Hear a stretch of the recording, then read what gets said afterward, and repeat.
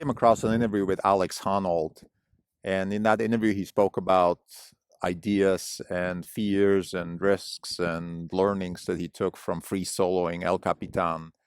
And I think some of them are applicable to investing. And this episode is dedicated to some transfer learning from Alex Honnold to the investment process. This is the Not Even Wrong podcast. It's July 12th, 2020. This is Krim Delco. It's Sunday, so there's no update today.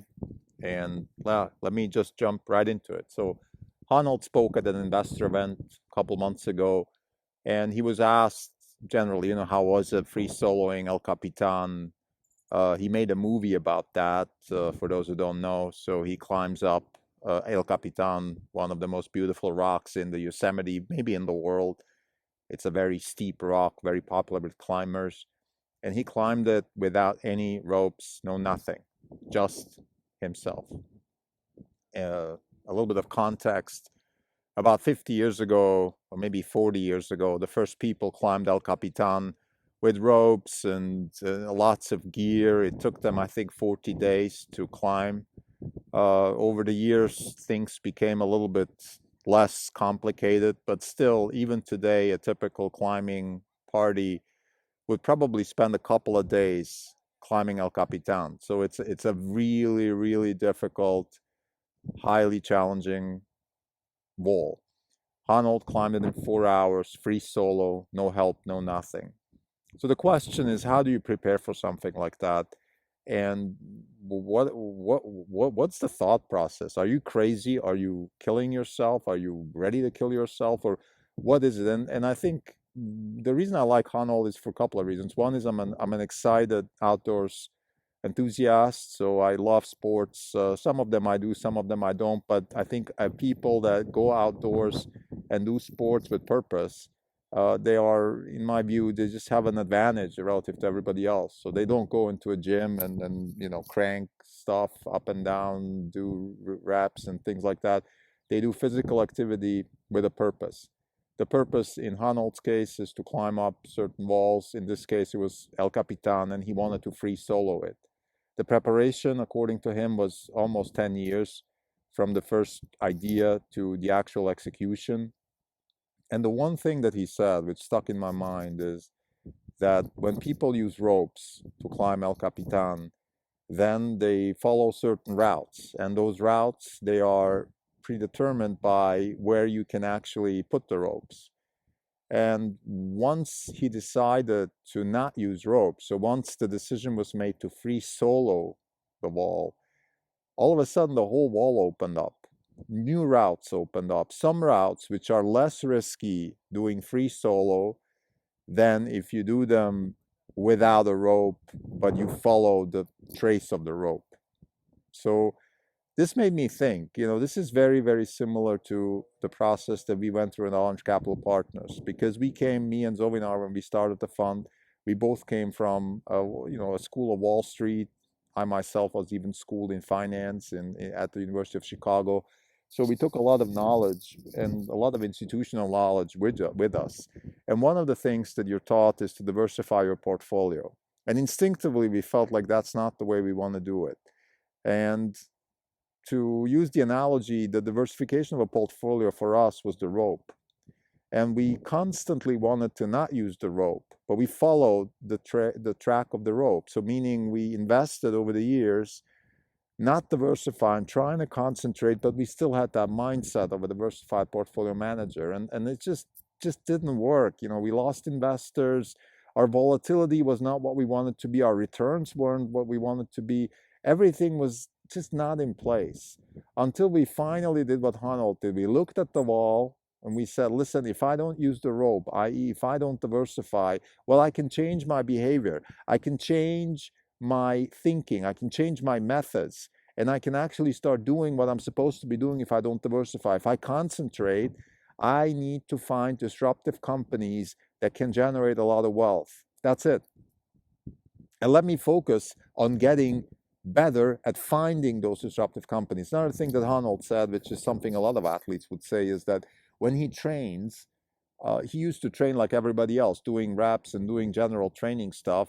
And he said over the years, he started to train with a purpose. That means you just want to get better at certain tasks that help you accomplish your goal. So your training is focused on tasks that help you accomplish your goal. And this is exactly what we're doing at Orange Capital Partners. Over the years, we've learned that general fund manager activity, going to meetings, meeting investors, meeting fundraisers, meeting companies, a lot of that stuff is wasted. What you need to do in order to generate wealth is to get better at predicting disruption, to get better at dealing with uncertainty while you're invested in disruption, and also understand how to communicate that to your stakeholders. Those are the things you need to be good at if you want to succeed in generating wealth, if that is what you want to do. A lot of fund managers are not in that business. They're in the business of gathering assets and collecting fees, and their tasks are different. Our task is to generate wealth, and to therefore we have to be very good at finding disruption, because disruption generates wealth. This is almost the only thing which generates wealth after inflation and taxes and everything that the government can take away from you, and competition and people that are jealous and whatnot, and all the people that are trying to take it away from you.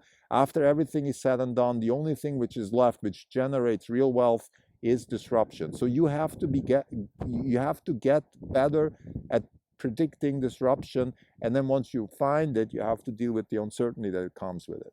Very similar to Honnold. He trains, let's say he has to be able to hang for a certain amount of time on a couple of fingers, maybe two or three, and then maybe just one or two. Like, those are the kinds of skills he has to train for to get better at accomplishing his goals, which is climbing up, free soloing up tough walls such as El Capitan. So to summarize, I think it's often useful to look in other places to get inspiration and ideas. And very often inspiration, for example, in my case, I feel it's not necessarily learning something new. It's more finding a mirror that tells you what you're actually doing, helps you find the words to formulate to yourself, what am I actually doing? And this is actually very compatible with modern neuroscience, where according to people like Carl Friston, we're constantly maximizing following the maximum likelihood method of generating a model in our brain, so that the data that we're going to encounter in the future, hopefully, very likely match the model that we just created. So we're constantly adjusting our model in our brain to the data in the real world, or in what we perceive as real, and we're adjusting that model. And I think it's very, very key for us fund managers, or generally for intellectual human beings that are pursuing an activity which requires an interaction with your brain and your thoughts with the reality. For anybody who is in a task like that, I think it's very useful to look elsewhere sometimes and find parallels, analogies, ideas that you can transfer into your field. And I think Alex Honnold is a perfect example. He's an inspirational person. He's also very good at formulating in a concise way his thoughts, his purpose, his goals, his methods. So you can learn a lot from him. And I think what we learned from him is that when he said that the rope was following a certain track that is very safe for people that use the rope, but probably not the best way for people that free solo. When he said that, it clicked in my brain that this is exactly how we felt when we gave up on the concept of diversification, and therefore started to free solo as fund managers, generating wealth through disruption and concentration. Thank you.